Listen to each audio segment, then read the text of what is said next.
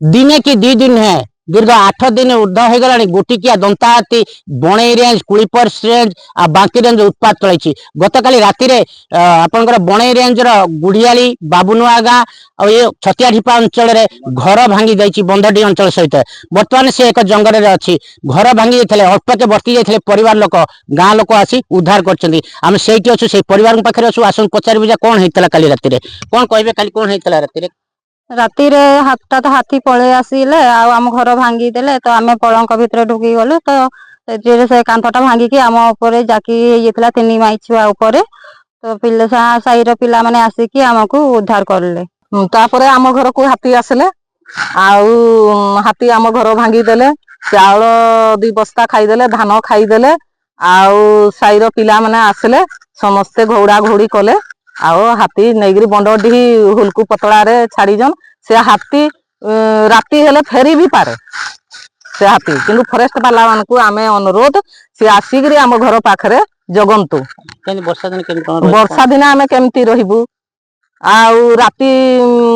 अंधार आमर एठी किछि सुविधा नहीं आमे बाहर को भी कोडी झाड़ा फाड़ा आमे तो गरीब लोक सबू पड़िया को जाउथु आपन देखले से कहवा कथा जे हाथी आसिला हमें जानि पालुनी प्रतिदिन लाइन काटंती से दिन लाइट कटले एक रे हाथी मारी थांता एपटे करेंट द्वारा भी मरी थांते जानि भी पारी न थांते हम संगे आउ जने अछंती कोन कहबे सर कोन कहबा गतकाली राति प्राय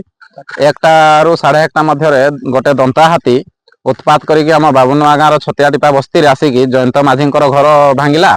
प्रथमे एवं तापर हुर्सी पात्र घर भांगिला जयंत माझी घर भांगिला जते जयंत माझी बाहर शोते से दौड़ी पड़े जीवन विकल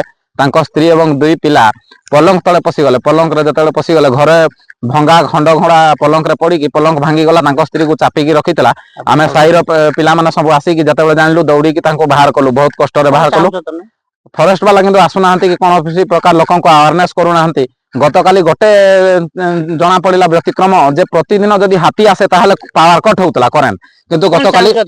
आमे चाहूँ उचित क्षतिपूरण प्रदान करा जाऊ आम पाखे अच्छे से पंचायतर सरपंच उग्रेसन किसान आसन पचारि बुझा एमती हाथी सी आसी जाऊ पहुंची जो जनसाधारण अभियोग कला से पहुंची कौन कहे कि कौन हाथी की व्यवस्था करे 8-10 दिन देखो स्थानीय प्रशासन जहाँ आम प्रथम तो धन्यवाद देवी ग्रामवासी को जे से तत्काल आसिक